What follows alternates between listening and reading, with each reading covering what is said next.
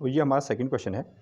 ये कहता है tablet the differences in the characteristics of the state of matter. तो यहाँ को हमको ये पूछा गया कि जो मैटर के डिफरेंट स्टेट्स हैं उनके बीच में क्या डिफरेंसेस हैं, ऐसा आप इसको लिख के हमको बताइए कह रहा है। तो हमको ये पता है कि जो मैटर के स्टेट्स होते हैं वो कितने हैं, 3 स्टेट हैं, दैट इज़ लिक्विड है, सॉलिड है और गैस है ना। तो इनकी प्रॉपर्टी को अलग अलग आपको लिखने के लिए कहा गया है।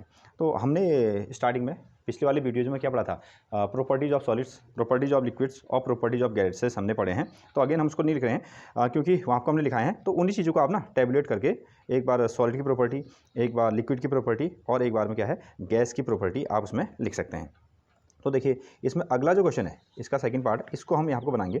ये कह रहा है कि ये जो छोटे टर्म्स है ना इनको आप डिफाइन कीजिए। फर्स्ट ऑफ ऑल ये कहता है कि रिजिडिटी, ये कुछ नई चीज़ है, रिजिडिटी, कंप्रेसिबिलिटी और fluidity, filling of a gas container and shape क्या चीज़ होता है, काइनेटिक एनर्जी एंड डेंसिटी क्या चीज़ है, इनको डिफाइन करने के लिए कह रहा है। तो ये हमारे पास में क्वेश्चन बन सकता है। तो फर्स्ट ऑफ ऑल इसमें आप यूज़ कीजिए हेडिंग, इसमें हम लगाते हैं विच इज़ रिजिडिटी ना। तो किस तरीके से हम रिजिडिटी को डिफाइन कर सकते हैं, रिजिडिटी। तो रिजिडिटी जो प्रॉपर्टी है एक्चुअली ये सॉलिड की प्रॉपर्टी है, सॉलिड। तो सॉलिड कितना ठोस है या सॉलिड है या उसके पार्टिकल्स कितने पास हैं, तो that is the property of solid. उसको हम क्या कहते हैं, रिजिडिटी सिंपली। या हम क्या करेंगे, किसी सॉलिड में अगर हम फोर्स लगाएंगे तो वो क्या करेगा, अपनी प्रॉपर्टी को चेंज नहीं करने देगा। तो क्या है उसकी प्रॉपर्टी, जो उसकी प्रॉपर्टी है उसको ही हम क्या कहते हैं, रिजिडिटी कहते हैं।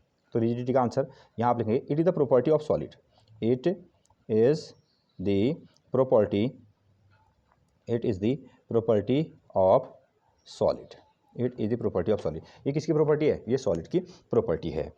सॉलिड्स टू मेंटेन, हाँ इसके कारण क्या होता है, टू मेंटेन, जिसके कारण टू मेंटेन शेप, ये क्या करती है ना, अपने शेप को बचाए रखती है। To maintain shape against, to maintain shape which is, हाँ to maintain shape against any external force, external force, any external force.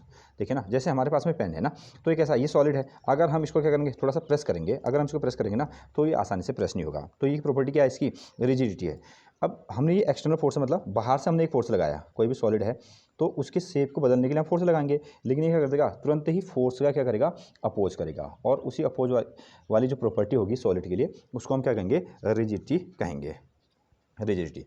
Next अब चलते हैं हम लोग अगली प्रॉपर्टी, ये है हमारे पास में which is second one, compressibility. Compressibility ये होगी आपकी कंप्रेसिबिलिटी, कंप्रेसिबिलिटी ना। अब कंप्रेसिबिलिटी किसकी प्रॉपर्टी है, कंप्रेसिबिलिटी का मतलब एक तरीके से क्या होना, कंप्रेस करना, कंप्रेस करना, दबाव डालना या दबाना या क्या करना, उसको प्रेशराइज करना। तो ये कंप्रेसिबिलिटी का क्या हो गया, मतलब हो गया। तो अब हम किस चीज़ को कंप्रेस कर सकते हैं, तो अगेंस्ट, जैसे क्या हम सॉलिड को कंप्रेस कर सकते हैं, सॉलिड को हम कंप्रेस नहीं कर सकते हैं। अगर आप एक पत्थर को दबाओगे तो ऑब्वियसली कैसा रहेगा, सेम एज इट ही रहेगा ना, तो उसमें कोई फ़र्क नहीं पड़ेगा। कोई पत्थर का टुकड़ा है, ईंट का टुकड़ा है, या आपने ये सॉलिड हमारे पास में पेन है, इसको आप प्रेस कर दीजिए तो कोई भी इसमें इफेक्ट नहीं होने वाला है ना। अगेन क्या अब हम क्या करते हैं, क्या हम वाटर को कंप्रेस कर सकते हैं, हाँ हम वाटर को कंप्रेस कर सकते हैं। तो कैसे हम उसको दबाएंगे, उसको दबाने का मतलब है उस पर हम प्रेशर लगाएंगे। प्रेशर लगाने का मतलब है कि उसकी शेप को हम चेंज कर सकते हैं। जैसे लिक्विड को आपने क्या कर दिया, पानी को आपने फ्रिज में रखा और उस पर क्या कर दिया, प्रेशर इंक्रीज किया, और जैसे प्रेशर इंक्रीज किया ना तो उसकी शेप बदल गई और वो क्या बन गया, सॉलिड बन गया, यानी कि पानी जमकर क्या बन गया, आइस बन गया ना। हाँ ये हम कह सकते हैं, तो ये कंप्रेसिबिलिटी है। तो अगेन अब हम क्या कंप्रेसिबिलिटी को लिक्विड की प्रॉपर्टी कहेंगे। तो आगे चलते हैं तो देखते हैं हम लोग ना, जैसे कि गैसेस हैं, क्या हम गैसेस को दबा सकते हैं, हाँ बिल्कुल हम गैसेस को भी दबा सकते हैं। गैसेस को दबाने का मतलब प्रेशराइज करना। तो जैसे हमने गैसेस को प्रेशराइज किया, दबाया तो किस में कन्वर्ट कर दिया, लिक्विड में, लिक्विड को फिर से कंप्रेस किया तो किस में कन्वर्ट कर दिया, सॉलिड में हमने इसको कन्वर्ट कर दिया। तो हमको कंप्रेसिबिलिटी की जो डेफिनेशन मिलेगी, कहाँ से मिलेगी, इन केस ऑफ गैसेस मिलेगी। तो सबसे ज़्यादा हम किसको दबा सकते हैं, गैसेस को दबा सकते हैं। और इसका एग्जाम्पल है भी हमारे पास में ना, हमारे घरों में जो एलपीजी के सिलेंडर हैं तो उनमें क्या है, गैस भरी है, लेकिन जब भी आप सिलेंडर को हिलाओगे तो क्या होगा, वो ऐसा हिलेगा, पानी जैसा लगेगा। आप कहोगे अरे हमको तो कहा गया कि सिलेंडर के अंदर में गैस है, बट ये क्या है कि आपके पास में जो ये तो पानी जैसा लग रहा है ना। हाँ तो वो हो क्या रहा है, जो गैसेस है उसको बहुत ज़्यादा कंप्रेस करके ना उसमें डाला गया है, जिसके कारण गैस क्या बन गई है, लिक्विड में कन्वर्ट हो गई है। हाँ ये उसके पीछे रीजन है। तो कंप्रेसिबिलिटी किसकी प्रॉपर्टी होगी, तो actually compressibility is the property of gases. तो आंसर इसका लिखिएगा, it is the property of gases. ये जो है गैसेस की प्रॉपर्टी है, गैसेस। हाँ, ऑन अप्लाइंग, इस पर हम क्या करेंगे, प्रेशर लगाएंगे ना। ऑन अप्लाइंग हाई प्रेशर, जब हम इसमें क्या लगाने वाले हैं, बहुत ज़्यादा प्रेशर लगाएंगे। On applying high pressure the volume of the gases, जो गैसेस का वॉल्यूम होगा, volume of the gases decreases. Volume of the gases क्या हो जाएगा आपका, डिक्रीज। तो इसकी जो वॉल्यूम होगा वो कैसा हो जाएगा, कम। तो गैस ने क्या किया था, गैस ने बहुत जगह ली थी, उसको जब हमने लिक्विड में कन्वर्ट किया और जगह कम होगी। जैसे हमने इसको सॉलिड में कन्वर्ट किया तो और जगह उसने कम कर ली। तो ये प्रॉपर्टी होगी इसकी कंप्रेसिबिलिटी की। तो अगली प्रॉपर्टी हम लेते हैं किसकी, विच इज, हाँ, फ्लूइडिटी ना, फ्लूइडिटी। अगला नंबर थर्ड जो हमारे पास में इसका थर्ड क्वेश्चन है वो है फ्लूइडिटी ना, फ्लूइडिटी। ये हो गया आपका फ्लूइडिटी। अब फ्लूइडिटी ना, फ्लूइड मतलब क्या होता है, बहना। फ्लूइडिटी का मतलब क्या हो गया, बहना हो गया ना। अब जैसे हम कहते हैं कि बहते कौन चीज़ हैं, तो आप कहते हो पानी बहता है, ऑब्वियसली आपने कहा कि पानी बह रहा है ना। और आप क्या कहते हो, गैसेस बह रही है, ये हवा बह रही है, हवा बह रही है, ठंडी हवा आ रही है, यानी कि हवा बह रही है, और पानी बह रहा है। तो इसका मतलब है जो फ्लूइडिटी वाली जो प्रॉपर्टी है, फ्लूइडिटी वाली प्रॉपर्टी है, वो लिक्विड के पास में भी होती है, वो गैसेस के पास में भी होती है। विच मीन्स जब हम फ्लूइड शब्द कहेंगे, फ्लूइड हम जब वर्ड यूज़ करने वाले हैं, तो उसका मतलब क्या है, लिक्विड से भी लगाना है, उसका मतलब क्या है, गैसेस से भी लगाना है। फिर आगे हम उसको डिफाइन करेंगे कि हाँ लिक्विड है, गैस है करके। But fluidity is the property of liquid as well as gases. तो दोनों की प्रॉपर्टी है, जो बहते हैं वो फ्लूइड से हैं। तो इसमें आंसर लिखेंगे, it is the property of, it is the property, it is the property of liquids and, it is the property of liquids and gases, it is the property of liquids and gases by which, ऐसा कर सकते हैं, by which, जिसके कारण, by which liquids, it is the property of liquids and gases by which they have tendency, ऐसा कह सकते हो, दे हैव टेंडेंसी, इनके पास में tendency, they have tendency to flow, जिसके कारण में ये क्या होते हैं, इनके अंदर में बहने का गुण आ जाता है। तो ये प्रॉपर्टी होगी आपकी फ्लूइड की। चलते हैं अगली प्रॉपर्टी, दैट ये क्या कहता है, फिलिंग, विच इज़, अगला जो इसका पोर्शन रहेगा, फिलिंग अ गैस कंटेनर। तो गैस का क्या हो गया, किसी कंटेनर में भरना, गैस का किसी कंटेनर में भरना। तो इसको लिखते हैं। तो अगली जो हमारे पास प्रॉपर्टी है दैट इज़, ये क्या है, फिलिंग अ गैस कंटेनर। तो किसी गैस कंटेनर को भरना। अब इसके लिए किस तरीके से आप समझ सकते हैं डेफिनेशन, तो ये दिया गया है। तो when a denser gas is transferred into another empty container. एक हमारे पास में कंटेनर है और उसमें गैस भरी गई है, पूरी तरीके से भरी गई गैस ना। अब हम उसको ना क्या कर रहे हैं, खाली कर रहे हैं या ट्रांसफ़र कर रहे हैं, किस पर, एक खाली वाले बर्तन पर, खाली वाले बर्तन पर कर रहे हैं। तो इट स्प्लिट्स, वो क्या होगी, तुरंत फैलेगी, and occupies the whole volume of the empty container ना। तो वो क्या करेगी, जो खाली वाला बर्तन है उसमें तुरंत ही फैल जाएगी, रिप्लेसिंग द एयर। उसके अंदर में जो हवा है उसको हटा के वो खुद ब खुद आपको क्या हो जाएगी, बैठ जाएगी। इसी को हम क्या कहते हैं, फिलिंग अ गैस कंटेनर ना। हाँ, तो ये समझ में बात आती है। जैसे अगर आपको हमने क्या किया, जैसे आप ये देखते हैं स्टार्टिंग में आप क्लास में जाते हैं तो वहाँ कमरा क्या होता है, पूरी तरह से खाली होता है। तो आप पूरे कमरे में दौड़ने लगते हैं ना, पूरे कमरे में। या समझ लीजिए कि आप एक कमरे में थे, एक हॉल में थे, तो वहाँ आपको सारे बच्चे बैठे हुए ना, सारे बच्चे बैठे हैं, और तुरंत ही हमने क्या कर दिया, उसके दरवाजे खोल दिए। तो आप क्या करोगे, आप दूसरे कमरे की ओर भागने लगोगे, जहाँ पर वो क्या होगा, पूरा कमरा कैसा है, खाली है। तो same as it is, when a denser gas is transferred into another empty container, it splits and occupy the whole volume of the empty container. और इसी को हम क्या कहते हैं, फिलिंग अ गैस कंटेनर, यानी कि गैस कंटेनर को भरने की जो फिनोमिना है वो हम इसी को कहते हैं। तो आप इसको अपने शब्दों में लिख सकते हैं। हाँ, तो नेक्स्ट, अच्छा, इसकी जो अगली प्रॉपर्टी थी ना, वो थी आपकी शेप।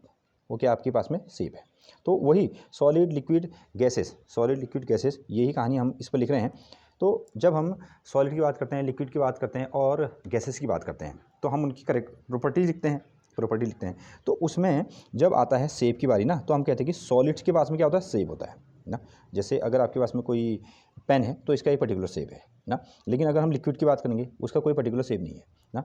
और जैसे हम गैस की बात करेंगे तो उसका कोई पर्टिकुलर शेप नहीं है। लिक्विड को जिस बर्तन में रखोगे ना वैसा शेप ले लेगी ना।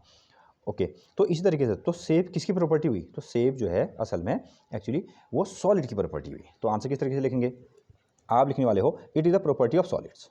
तो it is the property, it is the property of solids. ये किसकी प्रॉपर्टी है? ये सभी सॉलिड्स की प्रॉपर्टी है ना। तो अगर हम इसमें बाहर से कोई फोर्स लगाते हैं ना तो उसमें कोई भी बदलाव नहीं आता, कोई चेंज नहीं आता है। तो आप इसको लिखें जैसे outer surfaces of a solid. अगर किसी सॉलिड की आउटर सरफेस की बात करेंगे, प्रोड्यूसेस अ शेप। तो इसका जो बाहर का ढांचा है ना, बाहर का ढांचा है वो क्या कहता है? वो शेप प्रदान करता है। तो आपने ईंट को देखा है, तो भैया ईंट कैसा रहता है आपका? विच इज़ क्यूबॉइड जैसा शेप रहता है। पेन का शेप कैसा हो गया ना, पेंसिल का शेप कैसा हो गया, इरेजर का शेप कैसा हो गया ना, अगेन। तो ये सब चीज़ें वो क्या हैं? सॉलिड हैं। तो सॉलिड हमको क्या देते हैं? शेप देते हैं। अब नेक्स्ट प्रॉपर्टी है इसकी विच इज़ काइनेटिक एनर्जी। तो चलते हैं हम लोग, अगली हेडिंग इसमें लगाइएगा आप, ये है काइनेटिक एनर्जी।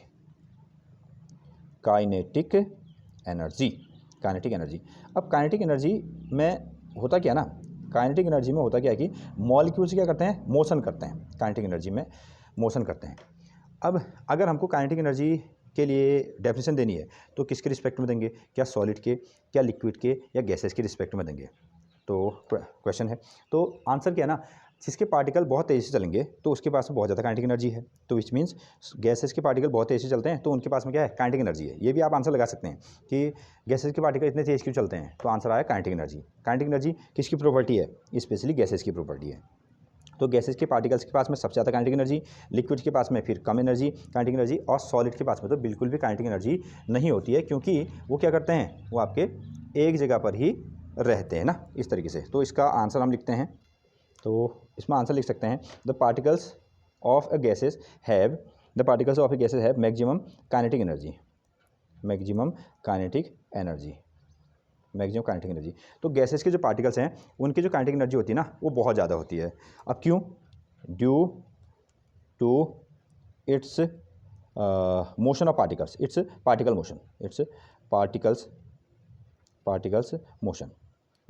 मोशन। तो इनके जो पार्टिकल्स हैं ना वो क्या कर रहे हैं? मोशन कर रहे हैं, इसलिए इनके पास में क्या है? बहुत ज़्यादा काइनेटिक एनर्जी है। अगेन, क्या इसका कोई फॉर्मूला होता है? हाँ, इसका फॉर्मूला होता है। तो आप इसको लिख सकते हैं kinetic energy which is K.E, ऐसा आप लिखते हैं, और फॉर्मूला बनता है इसका हाफ एम वी स्क्वायर। तो ये इसका फॉर्मूला बच्चों किसका? काइनेटिक एनर्जी का। अब यहाँ पर को हाफ क्या हो गया? ये तो एक नंबर है ना, 1/2 क्या हो गया आपका? एक नंबर हो गया।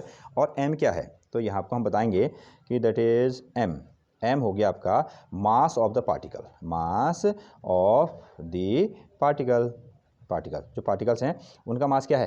Mass of the particles. और v क्या है? v हो गया आपकी वेलोसिटी, जिस स्पीड से वो चल रहे हैं, वेलोसिटी ऑफ द पार्टिकल्स। तो जिस स्पीड से चल रहे हैं उसको हम क्या कहते हैं? उन पार्टिकल की वेलोसिटी कहते हैं। ये हमारे पास में काइनेटिक एनर्जी है। तो एक तरीके से समझ लीजिए, जो जितना तेज़ चलेगा उसके पास में उतनी एनर्जी होगी, उस एनर्जी का नाम क्या हो गया आपका? Kinetic energy. तो सॉलिड के पास में सबसे कम काइनेटिक एनर्जी, लिक्विड के पास में उससे ज़्यादा काइनेटिक एनर्जी, और जो गैसेस के पार्टिकल्स हैं उनसे ज़्यादा काइनेटिक एनर्जी उस पर होती है ना। अगेन, हाँ, लास्ट एक और छोटा सा पोर्शन बच गया है विच इज़ डेंसिटी। तो अगला पोर्शन आप इसमें देखेंगे तो आपको हमने लिखा था डेंसिटी, और डेंसिटी को हमने स्टार्टिंग वाले क्वेश्चन भी कहा था ना, तो उन्होंने दिया भी था डेंसिटी। इन्होंने हेडिंग भी यहाँ आपको लगाई है, पहले वाले क्वेश्चन में इसकी डेफिनेशन भी दी है, और हमसे लास्ट में पूछा भी है कि डेंसिटी क्या चीज़ होती है। तो it is the property of matter. तो डेंसिटी क्या है? आप इसमें लिखने वाले हैं इट इज़ द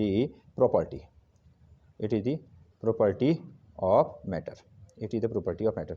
मतलब कि कौन कितना भारी है, कौन कितना हल्का है, ऐसा आप कह सकते हो ना। अगर हम भारी का मतलब ये है ना, हम क्या करते हैं, कोई भी चीज़ अगर पानी में डूब गई तो हम कहते हैं कि वो डेंस था, वो कैसा था? पानी से भारी था। अगर कोई चीज़ ना पानी में तैर रही है तो हम क्या कहते हैं? वो पानी से हल्का था, यानी कि उसकी डेंसिटी कैसी थी? कम थी। इस तरीके से हमने हल्का और भारी वाला शब्द यूज़ किया, ठीक है। बट जैसे डेंसिटी के केस में एक्चुअली हमें कहते हैं कि जिसके पार्टिकल से पास होंगे वो ज़्यादा डेंस है, और जिसके पार्टिकल ना दूर होंगे वो कैसा है? कम डेंस है। तो it is the property of matter. ये सॉलिड के पास में भी है, लिक्विड के पास में भी है, और गैस के पास में भी है। और डेंसिटी का फॉर्मूला तो इन्होंने पहले वाले क्वेश्चन में हमको दिया ही था, डेंसिटी इज इक्वल टू क्या लिखा था इन्होंने? मास अपॉन वॉल्यूम लिखा था। मास अपॉन वॉल्यूम ना। तो ये इसका डेंसिटी का फॉर्मूला हो गया। हाँ, अगर हम यूनिट की बात करेंगे ना, तो यूनिट में भी हमको दिखाना होता है। जैसे मास को हम क्या लिखते हैं ना, किलोग्राम में लिखते हैं। मास को किस में लिखते हैं, किलोग्राम में। और वॉल्यूम का मतलब क्या हो गया ना, तो जैसे हम इस कॉपी के वॉल्यूम की बात करेंगे, तो इसके पास में क्या है, इसके पास में एक लेंथ है ना, इसके पास में क्या है, एक ब्रेथ है, और इसके पास में क्या है ना, थोड़ी सी हाइट भी है। तो वॉल्यूम का मतलब हो गया length into breadth into height. Okay, एक बार लेंथ है, लेंथ में एल, और दूसरी ब्रेथ में होगी, और तीसरी क्या होगी, हाइट में होगी। तो वॉल्यूम इससे मिलकर बनता है। तो हम इसको क्या कहते हैं, लेंथ एक बार मीटर, ब्रेथ एक बार मीटर, हाइट एक बार मीटर, तो इसको हम लिखते हैं मीटर का cube. This is the answer. तो density, unit of density is kilogram per metre cube, this is the answer. तो यहाँ पर हमारे पास में ना ये जो इंटेक्स वाले क्वेश्चन हैं कुछ ख़त्म हो गए हैं, और फिर मिलेंगे नेक्स्ट वीडियो में। तब तक आप इसको ना पढ़ते रहिए और रिवाइज कीजिए। तो थैंक यू वेरी मच।